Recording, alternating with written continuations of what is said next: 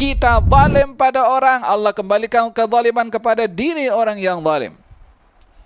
Al-jaza'u min jinsil amal. Jangan menganggap perbuatan yang kita lakukan kepada orang secara tidak benar, tidak hak, maknanya kita dah selamat, selesai daripada case itu. La. Ini bumi Tuhan punya.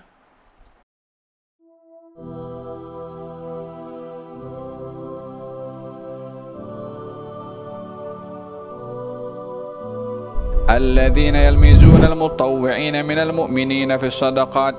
Orang-orang yang dia mengolok-olok. Al-mutawwi'in, orang-orang yang ingin berbuat kebaikan dalam bentuk sedekah daripada golongan orang yang beriman. Ayat ini turun merujuk kepada satu peristiwa di mana baginda Rasulullah sallallahu alaihi wasallam ingin berhadapan dengan peperangan yang memerlukan kepada bantuan sedekah daripada kaum muslimin untuk mempersiapkan keperluan-keperluan peperangan.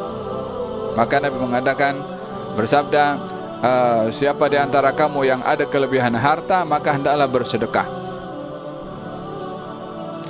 Ada seorang datang dengan membawa satu sa' atau satu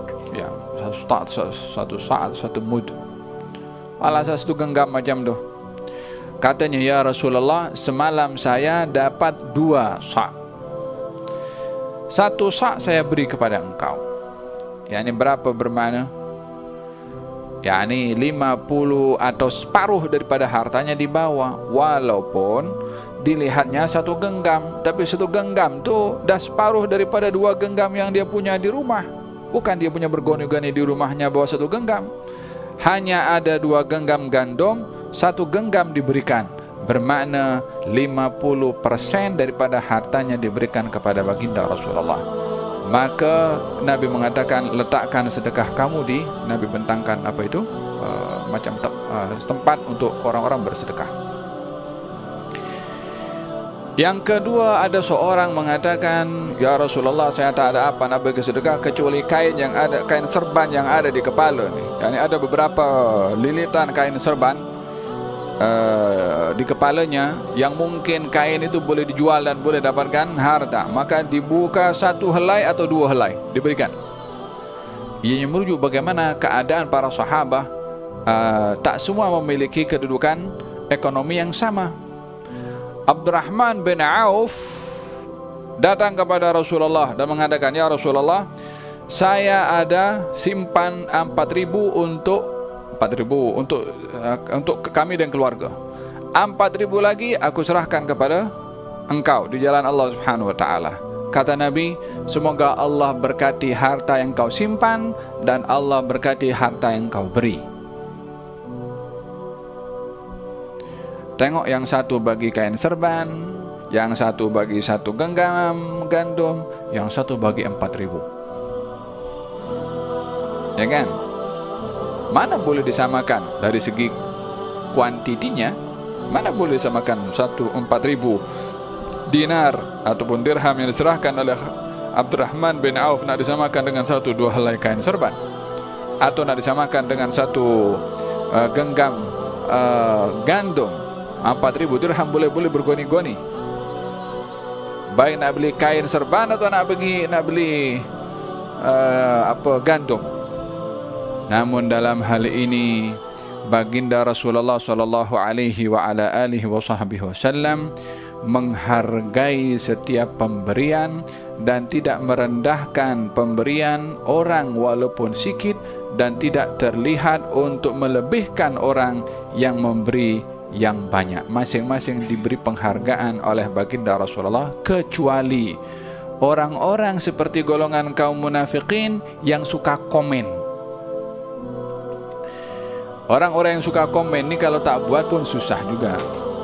Ramai orang suka komen tapi tak buat. Komen suka kondem. Fulan begini, fulan begitu, ini fulan begini. Macam dia dah jadi mahkamah akhirat. Dia yang tentukan siapa masuk surga, siapa masuk neraka.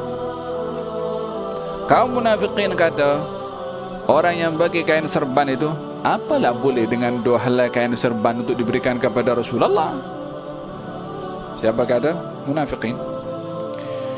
yang bawa satu genggam satu genggam gandum tadi, apa boleh dimanfaatkan dalam satu genggam sementara ini tentera sekian banyaknya berperang? Ya kan? Ada kata-kata kaum munafikin. Nampak Khalid ibn Abdurrahman bin Auf bagi 4.000 dinar atau 4.000 dirham, riak dia. Yang ini salah, yang ini salah. Ada yang suka komen tanpa bermuhasabah tentang apa yang dikomentari. Alladzina yalmizuna al-muttawwi'in, orang-orang yang suka mengolok-olok, suka mengkomen, ini fulan begini, fulan begitu, fulan begini, fulan begitu, yang hanya menilai apa perbuatan orang. Walladzina la yajiduna illa juhdahum, ada orang yang bersedekah dengan harta yang banyak, ada pula yang sedikit, sebagaimana saya gambarkan tadi. Fayaskharuna minhum, golongan munafikin mengolok-olok keduanya. Yang beri banyak diolok-olok, yang beri sedikit pun diolok-olok. Jawaban Allah Subhanahu wa taala, sakhirallahu minhum. Mereka mengolok-olok orang yang baik, Allah pun mengolok-olok mereka. Mereka mengejek, diejek juga oleh Allah Subhanahu wa taala. Al jazaa'u min jinsil amal. Balasan dari Allah bergantung apa perbuatan yang kita buat. Kita hina orang, Allah hina kita. Kita perli orang, Allah perli kita. Kita tipu orang, Allah kembalikan tipuan itu kepada diri kita sendiri. Kita zalim pada orang, Allah kembalikan kezaliman kepada diri orang yang zalim. Al jazaa'u min jinsil amal. Jangan menganggap perbuatan yang kita lakukan kepada orang secara tidak benar, tidak hak, maknanya kita dah selamat, selesai daripada case itu. La. Ini bumi Tuhan punya. Bukan hakim, bukan peguam, bukan siapa. La. Semua menumpang. Masing-masing akan menghadap nanti. Faham tuh? Hadza sifat daripada golongan kaum munafiqin. Nah, tak ada betulnya orang macam itu. Siapa?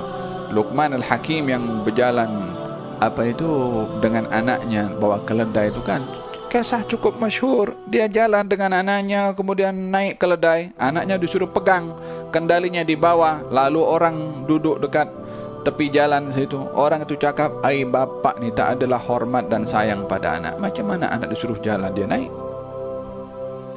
Wan al-Hakim mengatakan, "Wahai putraku, dengar apa orang cakap tu?" "Ya abah dengar." "Sekarang kau naik, aku jalan."